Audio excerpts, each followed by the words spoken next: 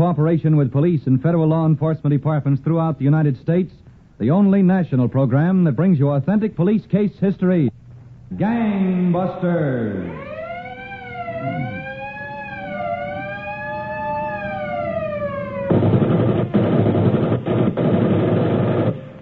Tonight, the case of the safe-cracking Combine, whose leader ruled the gang by brute force, but who couldn't subdue a trouser cuff nor a washed-out blonde. And now to Gangbusters and facts that show the operation of our law enforcement officials in their war against the underworld. Gangbusters has asked Jack Harville, Chief of Detectives, Detroit, Michigan Police Department, to narrate by proxy tonight's case. The inside facts in the case of the safe-cracking Combine. Chief Harville, a few minutes ago, you told me that one of the biggest problems of police is organized crime. That's exactly so, Don Gardner. When criminals band together for the purpose of large-scale operations, the job of the police becomes so much harder. You'll see what I mean in tonight's Gangbusters case. About 2 years ago, in the city of Detroit, we had numerous complaints of safe burglaries on the west and north sides of the city. Despite efforts of dozens of detectives, we weren't making too much progress in the investigation, partly because of an event which took place in a certain house on the north side one night. In the kitchen of that house, a short but powerfully built man sat playing solitaire. As the door to the living room opened and another man approached, he looked up from the cards.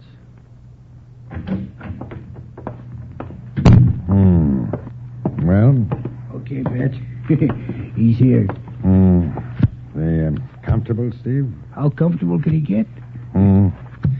And we let him squirm a while. Ah, come on, Patch. Let's get it over with, huh? Let him squirm. Look, I promised to take Effie to a party tonight. She's gonna have... the Red Jack goes on the Queen there. I see it. Effie's cousin's got a birthday. So what do you want me to do, Steve? Give a present? Ah, but come on, Patch. Let's get it over with, huh? Well... I guess Corny Mike squirmed enough, huh? Yeah, sure. Let's go. Hey, tell him, Patch. Tell him good, huh? Don't worry, I will. Hello, Mike. Glad you could make it. What goes, Patch? This won't take long. I got a few things on my mind. I come to do some talking myself. First, you listen. Look, Patch, what's the idea of getting me down you'll here? listen, Mike, so you'll listen. Steve. Thought we made a bargain, Mike. I thought there wasn't going to be another safe job on the north or west side without my say-so. What are you talking about? What do you think, Mike? You broke into that joint without his say-so. What are you, a cop? Can you prove it? What I said goes. No more safe jobs around here without my okay. Let go.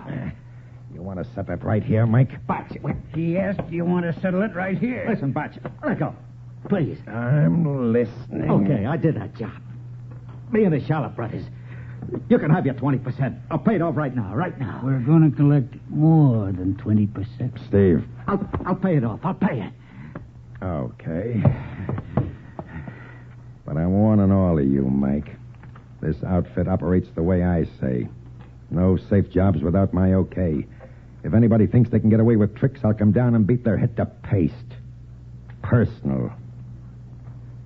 All right. Get out of here. You heard him. He said, get out. Go on. Okay, I'm going.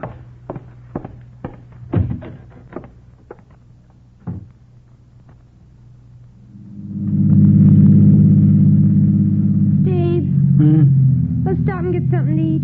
Waffles, maybe? For crying out loud, Effie, didn't you have enough to eat at the party? I'm hungry again. Well, it's late. Please? Where do you want to go?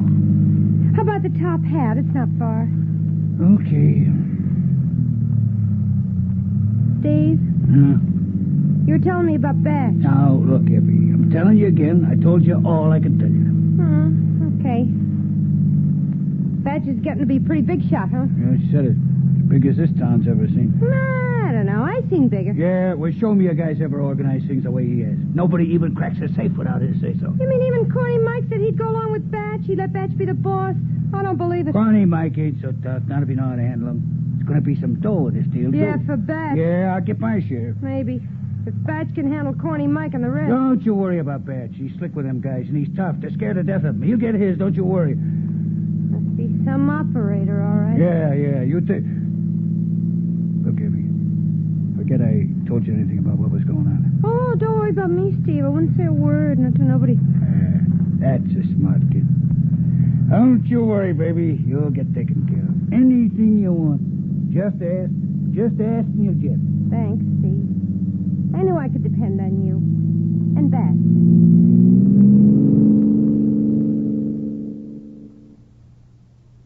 I'm telling you, Inspector Ma, these safe robberies have got to stop.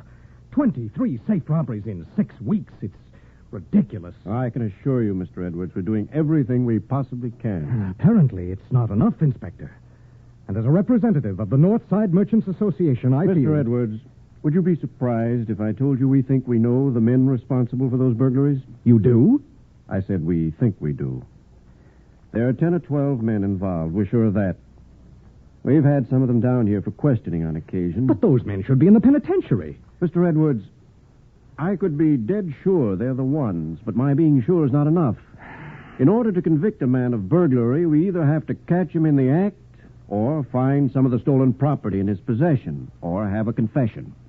And none of these men are confessing to anything. Well, then why don't you arrest these men now? They're bound to have the money on them from that robbery last night. Mr. Edwards, if these men broke into your furniture store and took some cash from your safe, could you pick out your own bills or coins and swear that they were yours? Well, Neither could any other victim. When only cash is taken, and the burglars are careful to leave no fingerprints or other evidence at the scene of the crime, a burglary conviction is almost impossible. Well, I suppose you have a pretty difficult job. We have, Mr. Edwards. Well, thanks a lot, Inspector Ma. Excuse me. Yes? Detective LeFew, Inspector. Can I see you? Come right in, LeFew. Mr. Edwards just leaving. Yes, sir. I hope you understand our problems a little better, Mr. Edwards. I think I do. Well, you know where to reach me. Goodbye. Oh, excuse me. Sure. Come in, LeFew. Well, Inspector, we had men in back of Corny Mike all last night. Did make a move out of his house. How about the Schaller brothers? Lost them in traffic. It could have been them, or even Batch. We didn't have him under surveillance either. All right, LeFew. Stick with as many of them as you can. The only way we'll get these boys is to catch some of them in the act. Then maybe we'll get a statement involving the others. Hello. Let me talk to Batch. Yeah, just a minute, I'll get him. He's in the kitchen with a friend. Hey, who is this, Effie? No, it is not Effie. Oh. Okay, hold the phone. I'll see if it'll talk.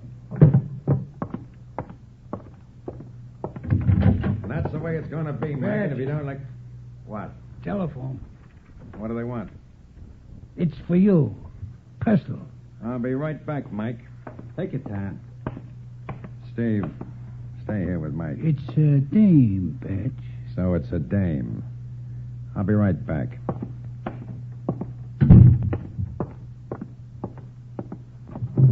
Hello. Hello, Batch. Effie. I'm busy. I just wanted to tell you, Steve... Now, look here, Effie. I'm tired of this monkey business. Stop bothering me, will you? Batch, I just want to be friends. Be friends with Steve. That's enough. Leave me alone. Batch, you and me could really... I got no time to talk about it. Dumb twist. Mess things up. So you and Batch know what you... Well, Mike, you gonna get through with it? Look, Batch. Batch. That was Effie on the phone. You're crazy. It was. I know her voice. You mean you think you do? It wasn't Effie. Okay. Wasn't Effie. Well, Mike? We can get in the safe all right. We can get the dough. We can get out all right. Good. I'm glad to hear it. But this whole thing was my idea. I found a joint. I cased it. I worked out the angles. So? So I don't feel you're entitled to any 20%. Don't you? Batch said he wants 20%. Not for sitting on a throne like a king, you don't get no 20%. I don't figure on sitting on a throne like a king. This time, Steve and I are going along. So, Don, the criminal Stanley Greylack, known as Batch, and his henchmen, Mike Kornichuk and Steve Constantine, conspired to stage still another safe burglary on Detroit's north side. but they had no idea of how close detectives under Inspector James Marr were to the evidence they sought. Now back to Gangbusters. You were telling us, Chief Harville, how the gang of safecrackers under the direction of Stanley Grelac, alias Batch, had planned still another safe burglary on the north side of Detroit. That's right, Don. They knew the doors and windows of the furniture store they intended to loot were protected by a burglar alarm. They also knew the occupants of an apartment on the second floor of the building were out of town. After the criminals gained entrance to this residence by picking a lock, they cut a hole in the floor leading to the private office of the owner of the furniture store. After nearly 2 hours of quiet work, they were about ready to scramble through the opening and crack the safe.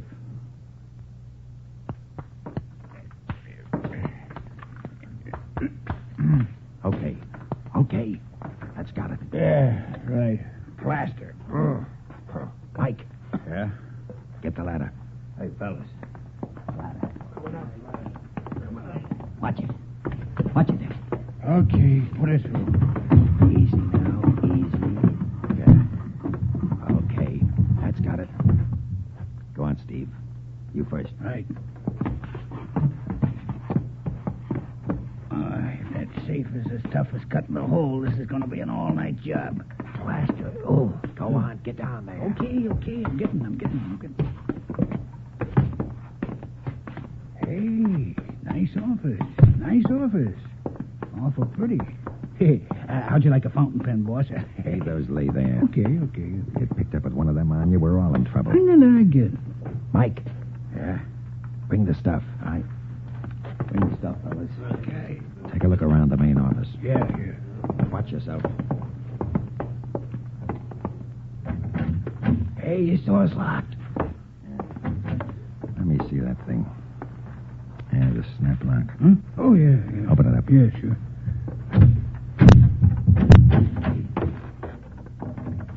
Good. They can't see nothing from the street. And there's the safe. Mike, you coming? Can't do it without me. Let's go. I'll watch it in here. There's a trap wire in front of the safe. Careful, Steve. Trap wire. Tripwire, yeah, I'm careful. It's around someplace. Okay, see it over there. Yeah, there it is. Oh! Now, you walk right into it. Who's that? Okay, we don't have time for fights back in the office. Come on. Inside. Yeah. The door. Is it locked? Yeah. Let's get out of here, huh? Up the ladder. Come on. Up the ladder. Hold it. Stay away from that ladder. What for? They'll nab us, sure. Yeah. And they'll nab us quicker on the street if we get out. We stay right here. Oh, no. We stay right here. The doors and windows are all okay. They won't see nothing. We might get away with it. All right, Patch. You got a customer. All right, Patch, but keep your fingers crossed, boys.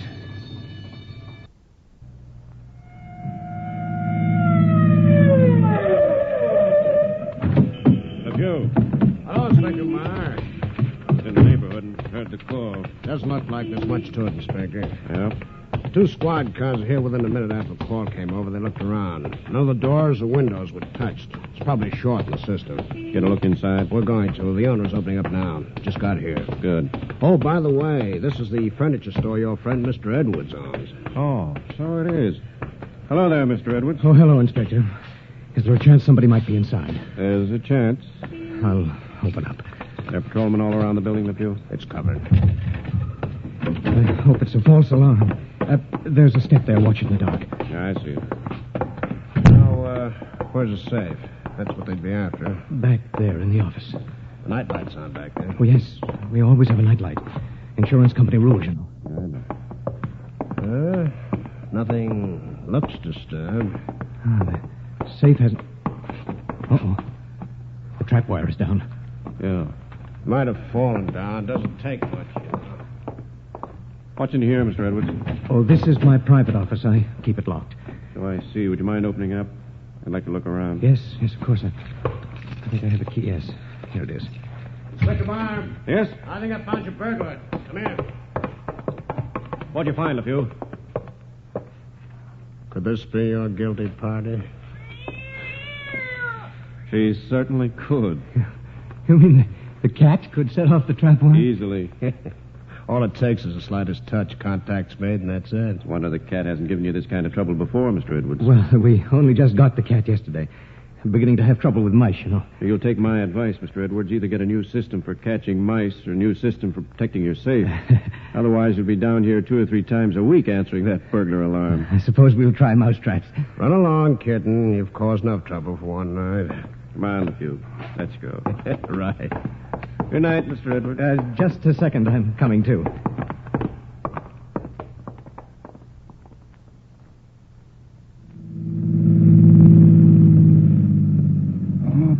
Batch, I never want another one like that.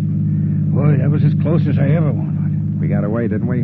Did we? Boy, I can't believe it yet. Now, look, Steve. The same thing I told Mike and the other boys goes for you.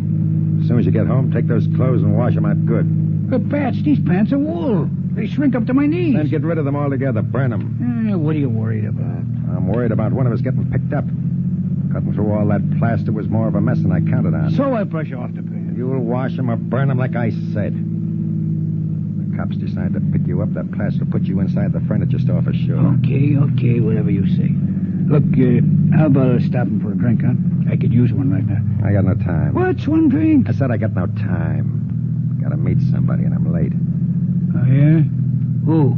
Somebody you don't know. Oh, somebody I don't know. Okay. Go on home and get some sleep. You need it.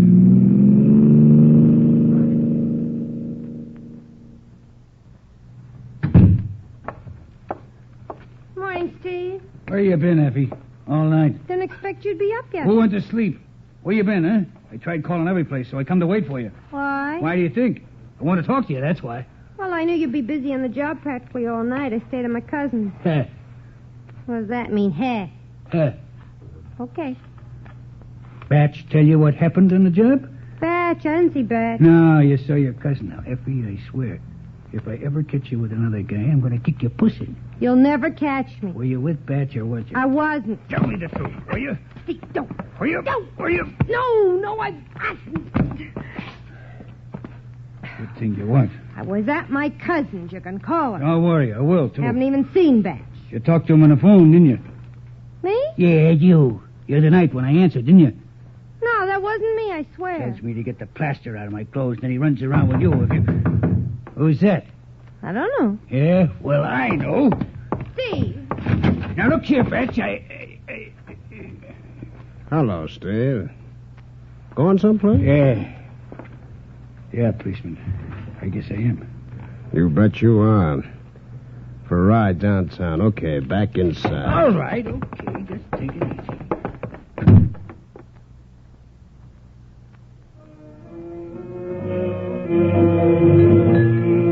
I don't know, Batch. Maybe they're getting close. Don't worry about it, Mike. Steve will be out in an hour. Finish your drink. You got company. Hello, Batch. Get out of here, Effie. Hello, Effie. They picked Steve up. So what do you want me to do? I just come to tip you off. Why are you acting like this is the first time he was ever questioned? He'll be out in a couple of hours. They got nothing to hold him on. What's the matter, Batch? Why can't we be friends? We are friends. Let's leave it at that. You know what I mean. Sure, I know what you mean. Let me tell you something, baby. I learned a long time ago not to let dames interfere with business. Especially other guys' dames. Now walk out of here before somebody has to carry you out. Okay, Batch. That's the way you want it. That's the way I want it. Scram.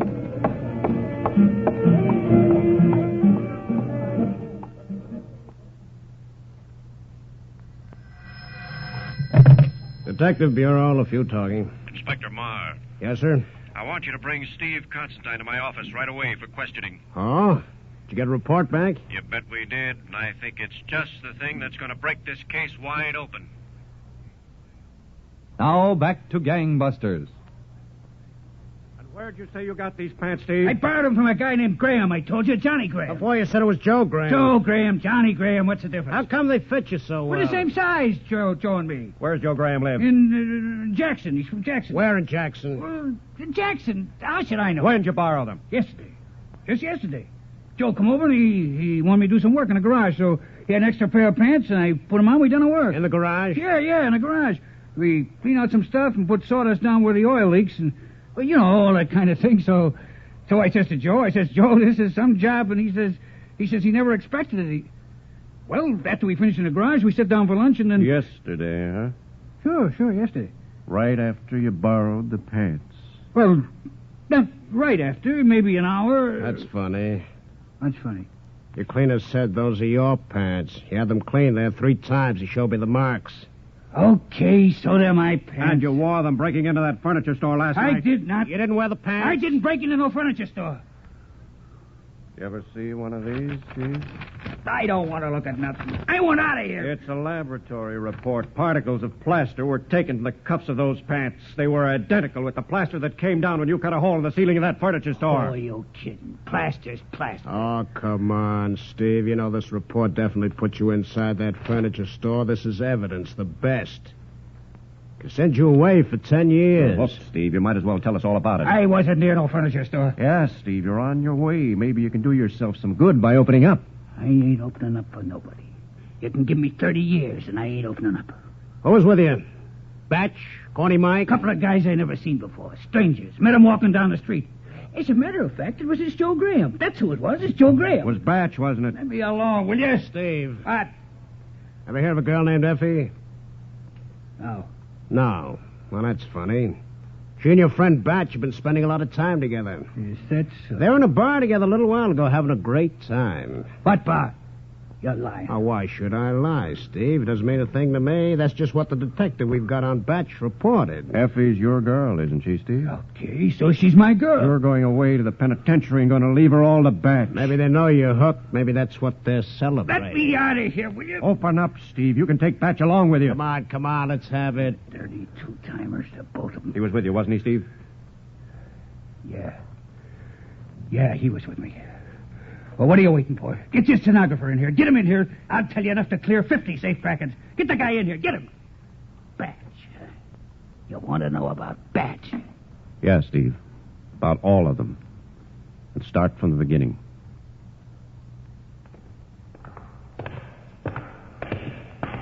Well, Patch, welcome to the country club. Take it easy. Keep your mouth shut. We'll be out in the street in an hour.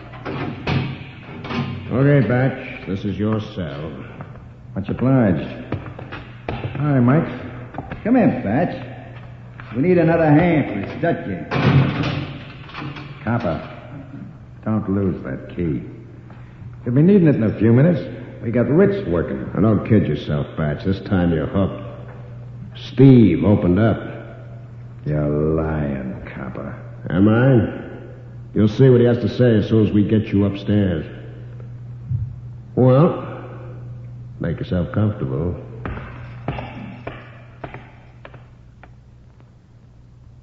So, Don, 8 arrests simultaneously at 4 o'clock in the morning brought to an end this troublesome gang of safecrackers.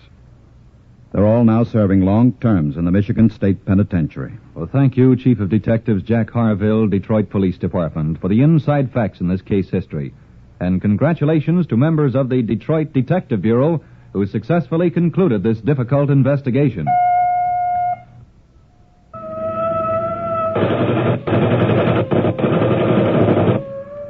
Tonight's case was dramatized by Stanley Niss and directed by William Sweets, with Arthur Vinton, Elspeth Eric, and Walter Vaughn in leading roles.